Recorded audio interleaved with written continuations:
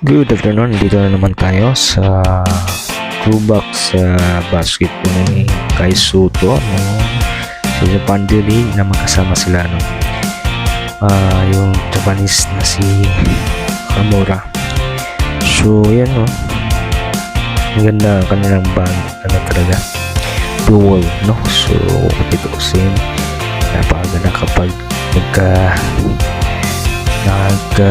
si Kai Soto makapasok ka yung team magkasama sila sa iisang team, mas lalo pang marami silang magagawang dual with assist masipag at nakagaling. So yun talaga. And then siyempre magano sila, so sana ay mangyari yun. So nandito na naman tayo sa kanyang family bonding, sa kanyang pamilya.